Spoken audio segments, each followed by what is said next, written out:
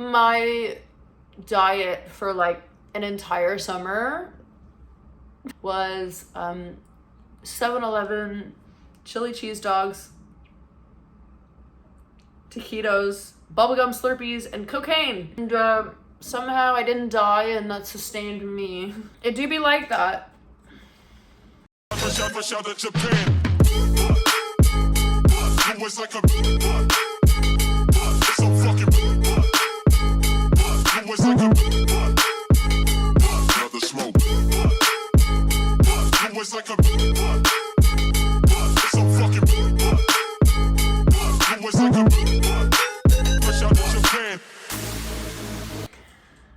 Hello, beautiful people. I'm so nervous. I am going to film a get ready with me to go to the gym. As you can see, the skin is, it's just not it. Trigger warning, I'm going to be talking about, we'll touch potentially suicide, addiction a little bit, but mostly it's going to be centered around my eating disorder and how my relationship with food has changed over the last 15 years. I've suffered with an eating disorder for a lot of my life. After recently doing a refeed instead of binging, I kind of wanted to share my progress with you guys, for the two of you that will see this. I'm going to do some skincare. I just woke up. I'm gonna do some skincare, prep my face, and then we're gonna do like a full kind of like beat. Usually when I go to the gym, it's just kind of like sunscreen and a little bit of contour. But today, we need to feel a little bit better about ourselves. So let's get ready. Yes, I have a froggy headband. Tell me this is not adorable. I feel like a child. My inner child is healing from this headband, I'm not gonna lie. So, I've always had weird stomach issues, I'm not gonna lie. Ever since I was a kid, probably related to stress, maybe the autism, maybe the undiagnosed autism. When I was 13, I started modeling because at the time I was like, I don't know, like 6 feet, I think, and like 110 pounds at the time. That's what you do when you're 110 pounds and you're 6 feet tall. That's kind of like when my eating disorder started. And at the time, like, and now still, my waist to hip ratio was just not good for the type of modeling that I was supposed to be doing, which was like high fashion runway. For context, my bust was like, I think 32, my waist was 22, and my hips were like 35.5. And they needed to be 34. At the time, I was 13, and I was like very, very small, just like skin and bones. Not me dissociating right now. My hips were too big, so I had to find a way to shrink them. And, you know, I was going to the gym, doing a lot of cardio, but my kind of like way in my head of getting that down was to just not eat. And then if I did eat, it was like 3 to 4 olives a day. I would take a lot of laxatives, which really messed up my system. Shocker. After I could not get that weight down, it's giving Whitney Simmons. You're supposed to like let stuff dry before the next skincare step, but I don't have time for that. I don't have time to wait like 2 to 5 minutes. No, girl. Anyway, this upset me that I couldn't model because I was too big, and then that was like at 13, 14 years old. Couldn't get my hips down, whatever, so I stopped modeling. That's when I started using drugs, around 14. For context, I'm 29. I've been sober for over 10 years, like 10 years and like 3 months or something like that, from like all drugs and alcohol. But at the time, like I started doing drugs to cope, as we do. And it helped suppress my appetite because my main thing was like uppers. I was kind of like eating to an extent whatever I wanted, but also I would go days without eating because I just pretty much was doing an excessive amount of drugs, like a couple grams of MDMA a day for months, and then that shifted into cocaine. And my diet for like an entire summer was 7-Eleven chili cheese dogs, taquitos, bubblegum Slurpees, and cocaine. And somehow I didn't die, and that sustained me. It do be like that. Around 17 was not, and again, this is like a whole different story, but around 17 was when I realized that I needed to get help. So I put myself in rehab.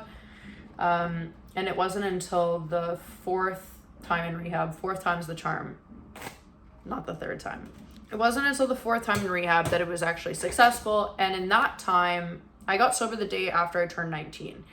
And that time in rehab, the fourth time, it was actually in a hospital. So I was eating like 3 meals a day. It was a lot more structured. I was staying there, and that was for a couple months.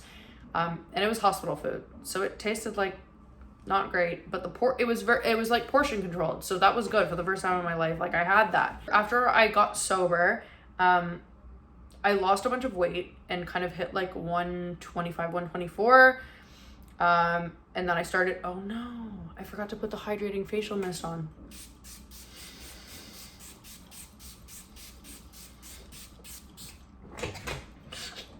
It's supposed to go on at the beginning. Supposedly it helps the product sink in. Girl, I don't know if it's doing anything. Like, look at that. What is this? I don't know. It's fine. I started modeling again and then had the same issue. My hips were too big. It do be like that. So I started to try to get those measurements down, and I was doing that by doing an hour on the elliptical 7 days a week, and mostly like two times a day. And then I just ate a lot of salad with like greens in it, or I ate with greens and eggs, I ate salad with a lot of like egg whites in it, or I ate egg whites with a lot of like greens and salads in it. That's pretty much all I ate. I did not eat carbs. I did not understand, not that I understand now, but I understand a little bit more now than I did then.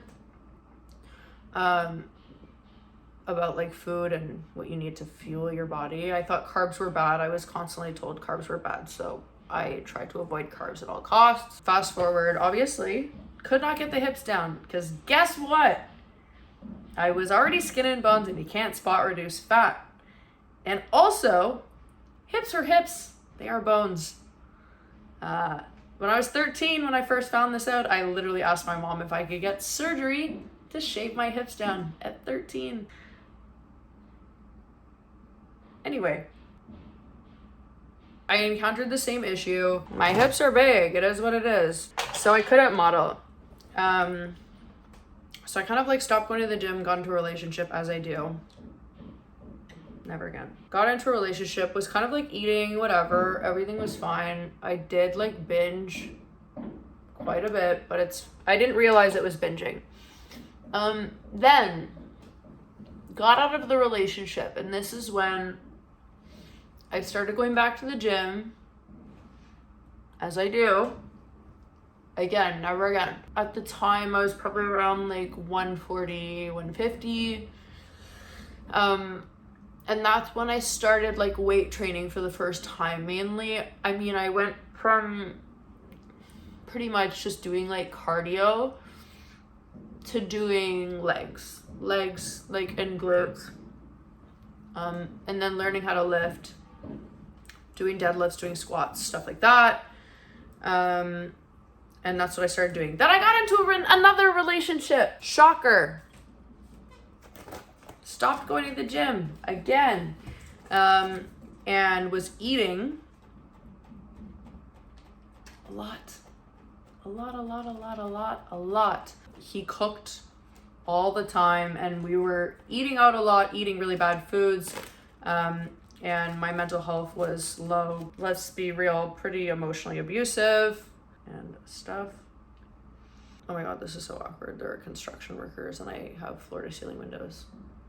So I thought pretty much up until recently, really, that by that time, I think like 2017, 2018, that my relationship with food had healed, because I was, especially in my last relationship, because I was eating whatever I wanted, and I wasn't like, it was fine. Like, I was huge though. For me, it was big. The biggest I'd ever been. I went from when I was modeling at 19, being like 115 pounds at 6 feet tall. Not good, not healthy, would not recommend. It's giving anorexia major. To being like 190. I mean, I didn't even really check the scale that much at that time, but probably like 190, 195, like getting close to 200, which is fine. It's fine, but apparently it wasn't fine for my partner, who was constantly asking me why I was eating. Told me I was too fat to have sex with. Anyway, got out of that relationship. Then I moved to Mexico. And I was not doing well mentally. Not me continuously dissociating throughout this whole video. Moved to Mexico. Side note, suicide is not funny, but I have a funny story. So when I was living in Mexico, I mean, I've attempted suicide. But I've attempted suicide enough times. I'd moved there July 3rd, 2021. And I was planning on staying there. I thought forever. I did not. I'm back in Canada. Was there, and my mom, who lives in Ecuador, came to visit me. We stayed at a hotel. It's a long story, but anyway, I was suicidal. I don't even know why I'm talking about this. It's literally just like not integral to this story. Maybe I won't get into this. Anyway, I thought it was really funny in retrospect. I was like trying to like write a note, as one does. I told my mom I needed time alone, so she left the room, and I was like, all right, I gotta write a note to some people, like literally my friend, like 2 friends and my mom. And I had nothing. There was no like standard hotel pen and paper. Where was it? I don't know. So I found like a little piece of cardboard, and then I was like, and when I moved to Cancun, I literally bought like 3 different like liquid eyeliners, because I was like, I don't know if they're gonna have it there. They didn't, and it ended up going out of stock. I don't even, like, or they stopped making it. I don't even want to get into it. That's like one of the biggest losses of my life. Not actually, but whatever. I was like, I could use my eyebrow pencil. That's gonna run out quick. It will. So then I was like, all right, I'll use my liquid liner. I sit down, I'm about to write the note. My mom walks in. And my thought process at the time was, if I wake up from this and I have no more liquid eyeliner, I'm gonna be pissed. My mom walked in, didn't kill myself. Again, I'm not gonna like get too much into the mental health thing, because that's a good 20 years of my life. So I'm in Mexico, and I started finally going back to the gym again, which is dope, because I really, really did need to go, like desperately. And I started with cardio, as we always do, I think, when we're first starting to get back into the gym and getting comfortable. And then I moved on to weight training, and I actually started for the first time training upper body. A wild concept. I was eating a little bit better, but again, like still binge eating, still eating in excess. And I didn't realize that was a problem like until recently, because I thought that because I was going to the gym and eating a little bit more like whole foods, it was fine. I was still like, you know, eating out a lot, eating a lot of McDonald's. And when I go to McDonald's, dude, I don't have like just like I don't just get like a meal. I literally get like 2 drinks, fries, 3 burgers, 2 apple pies, and like a McFlurry. It's like literally like 5,000 calories in like 15 minutes. It's disgusting. It's a long story, but basically I was living in Mexico and I had breast pain. And I got scans. And I basically was told that I had breast cancer. And my mom left Canada because it's expensive. And she lives in Ecuador. And I was like, well, I have no family here. If I have cancer, I need someone to help me and like to take care of me. So I was like, okay, I'll move to Ecuador and get treatment there with my mom. So while I was in Mexico, they did scans, they did a mammogram, Mrs. like squish your tit on a plate thing. Wasn't looking very good, and also they told me I had cancer. They shouldn't have told me that. So I moved to Ecuador. I go get my biopsy, and I'm sick. Like, I am so sick.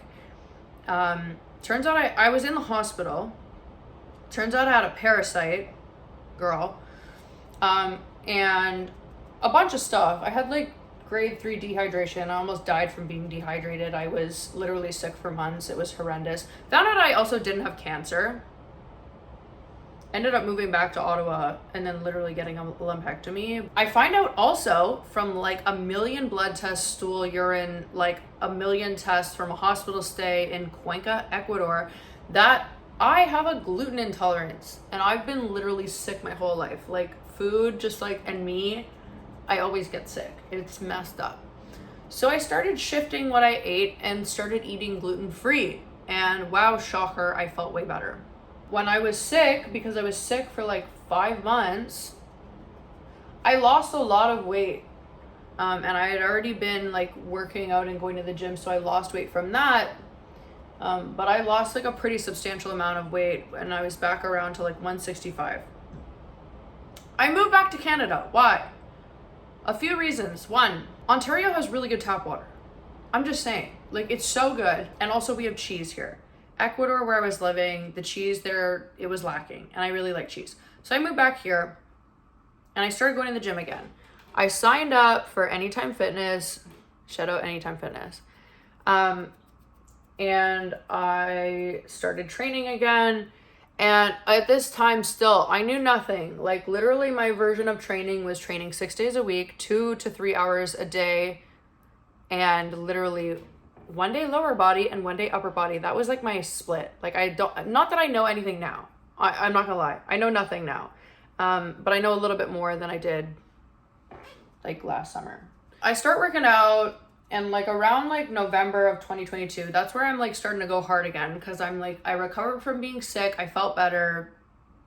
I ended up having to get surgery, but whatever. I'm like on my little eating, gymming little journey. Like I'm autistic, so I have like special interests, and fitness became a special interest. But it's really funny because I remember like saying to myself like, oh my God, I'm gonna be the first bodybuilder that eats whatever they want and just trains, and training will be enough. No, that's not how it works, girly pop. After doing like some pretty extensive research, I came to the realization that if I wanted to actually like progress, and keep in mind, I thought I wanted to be a power lifter. Until like literally a few months ago when someone told me I was training for bodybuilding, and I was like, well, I like the kind of training I'm doing, so I guess I'll just be a bodybuilder in like 3 years. I came to the realization that if I wanted to achieve what I wanted to achieve and get the physique that I wanted, I was going to actually have to like change how I ate and repair my relationship with food. So I was like, you know what? I'm gonna do a cut, and then I'm gonna bulk, and then I'm gonna do a cut, and then I'm gonna bulk over the next like 2-3 years, and then I'll finally do a show. So I started my cut, and keep in mind, up in like for about like a month into my cut, I didn't like, I know this sounds really stupid, but I didn't realize how things work. Like, first of all, when I started tracking macros, it was a very daunting task. I didn't really know how to do it, and I was very confused about it because I was like, oh, should I meal plan? Should I make like a bunch of stuff beforehand and then just eat it? And then I was like, that's not gonna work for me because like things change day to day. Like I don't know. I just was like, it's not gonna work. So I started basically like cooking a lot. Like I feel like that's excessive blush wise. I started cooking like a lot of meat at once and then just like reheating it. So I started tracking macros. And then my friend said something to me, who's like a pro MMA fighter, and it really helps me because I was like, oh, it's fun. Like I'd have like cheat meals or, or like cheat days where I'd really binge hard.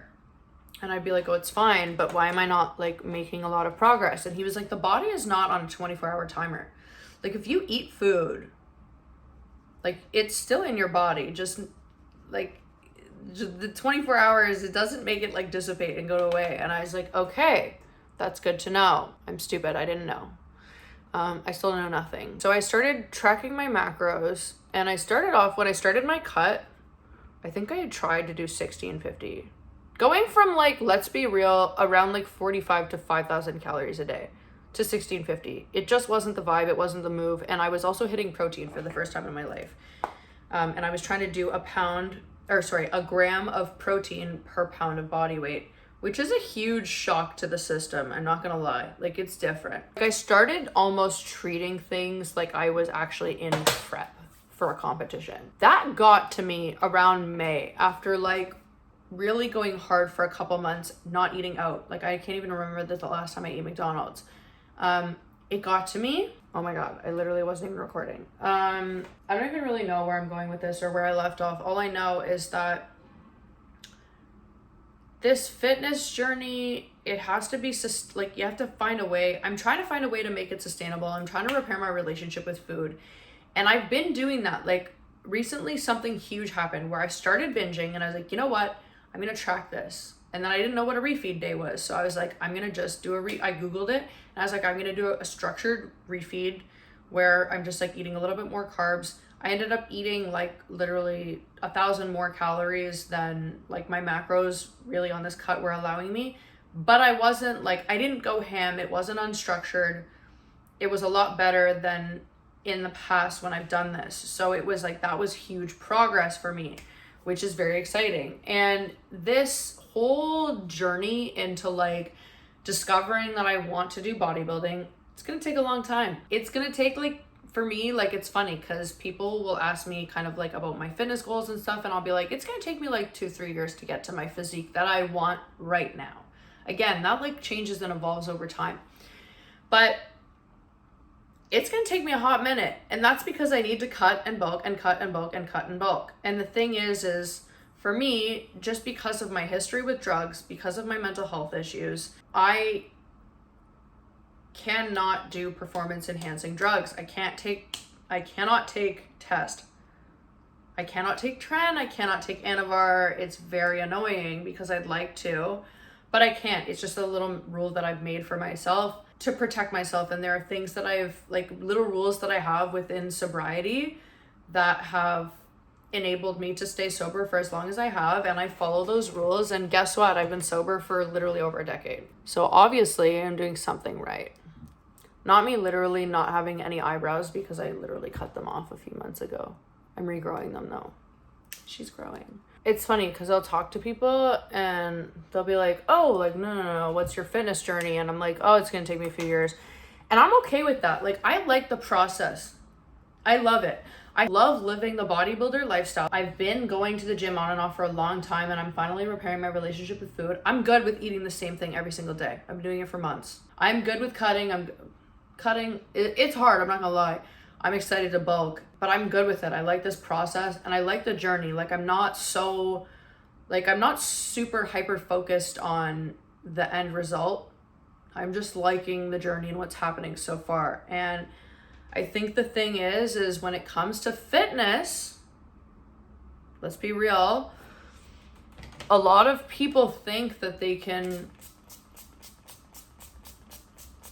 undergo some major transformation in a few weeks or a couple months. It's not how it works. Also, one thing I've learned, not that I know anything because I really don't, but girly pop, all those like 30-day ab things, no, that doesn't work. And I'll tell you why, because although I know nothing, here's what I do know.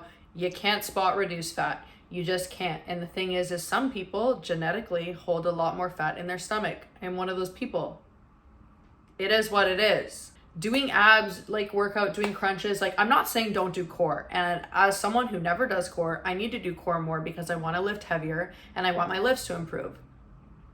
That being said, doing core and doing like ab workouts, it's not going to get you a six pack. It's not going to get you a flat stomach. It just won't. You need to be in a caloric deficit.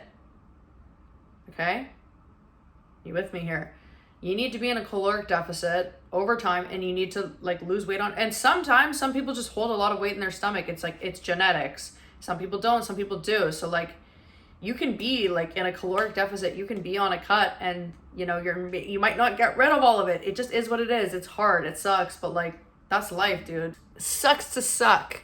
I love how like eyelash curlers honestly just seem like medieval torture devices. All I know is that, first of all, recovery isn't linear. It's hard, especially when you like morph from having like kind of like anorexia, like an eating disorder that's like otherwise specified, and then morph into binge eating, because you think that your relationship with food has changed for the better because you're eating a lot more. I had no idea how much I was actually consuming until I learned about macros and I started tracking them in February of 2023. Like, it is insane how much I was eating. I was literally probably eating like 445 to 5,000 calories a day. It was insane, like insane. And it's hard, right? Because as someone who's sober, like I can't just drink and smoke and like my problems like for a short period of time dissipate. Like, food was, and I'm trying to change, but like continues, I'm gonna use that lightly, to be like a coping mechanism of mine and something that I do to like feel better. But I'm trying to shift that. And again, like it's a long process. Like going to the gym and like getting fit and like changing your body. Everyone I think, like, again, I know nothing about this. I'm not gonna pretend to know anything. All I do is like, you know, my little TikTok education and going on Google and stuff like that. But the problem is that a lot of people really, really, really want a quick fix. Like, let's just talk about briefly people taking Ozempic. It makes me really mad. I'm not gonna lie. Because people with diabetes actually need it. And a bunch of rich people are literally using it to get skinny. And the thing with Ozempic is like studies have been done with it. Yeah, it has the potential to like make you rapidly lose weight. I forget it. It affects blood sugar or something. I don't know. I'm not too sure about like, I don't remember the logistics of it, but the thing is that like, if you're on it, yeah, maybe you'll lose weight, but you have to be on it for life. Like, it's not just like you get off it and then it's done. And that's the thing also with like crash diets, with like all this stuff, and like, it's not sustainable. You might lose weight over a period of time, but like mostly it's just water weight, dude. Water weight is nothing. Like, it is. And that's the thing, especially at the beginning of like a fitness journey, that's so cool, is like, it's difficult to lose fat and build muscle at the same time. When you start weight training and you start your little journey and you're doing it for like 4 or 5 months and the number on the scale has not shifted, that's dope. And I'll tell you why. It's a body recomp. So like, your body is changing and you're losing fat and building muscle. But that's so cool. The problem with cutting, and I keep getting frustrated, and I'm just like, why is it that weight is literally moving slowly, or I can't even lift the weight I was lifting like 5 months ago? Girl, it's literally because you're 20 pounds lighter and you've lost a bunch of muscle. Like, that's just how it do be. It happens. Like, it is what it is, and you just gotta accept it. Let's be real, I don't think anyone's gonna get to the end of this video, and that's okay. But for my mom, who watches it, thanks, Mom. Shout out to you, Miss Girl. I'm like repairing my relationship with food, and it's such a beautiful thing. And the gym community is a dope community, and I love it. And it's a long journey, but fuck it, we ball, dude. It's worth it. It's giving long lash. The Ordinary Lash Serum has been literally just putting in work. All I know is that it's a long journey, and if you're suffering from an eating disorder or from addiction, like, it's hard, and recovery is not linear, and it's literally dissociating right now. It's just not easy, but like, you'll get through it. You just got to be patient and like willing to make those changes and try new things. And the thing is like, for me, tracking macros has literally saved my life. That being said, I don't think that that is the majority of people, I think, that are in eating disorder recovery, that's not for them. And that's okay. That's just what works for me. I'm not telling you to go track your macros, especially if you have an eating disorder. But for me, it was something that has helped once my eating disorder shifted from being like anorexia to binge eating. That helped me. Again, like the whole, like the fitness journey, the bodybuilding journey, the journey with the relationship with food, like it's not linear and it's tough and it's hard, but it's worth it. Seemingly. I don't know what possessed me to make this video. I really don't. But it's my little gift to you. No one asked for it, but that's okay. Just remember that if you're suffering from this shit, to be kind to yourself, because it's hard. It's really, really hard. It's really, really difficult. And recovery is not linear. And you've got this. You're gonna kill it. So just go off and yeah. It's so silly because when I did my refeed the other day, instead of binging, it was a huge shift. It was a really good feeling. So yeah, recovery is possible. It's hard and that's okay. You can do it. Sorry, I'm just really happy right now.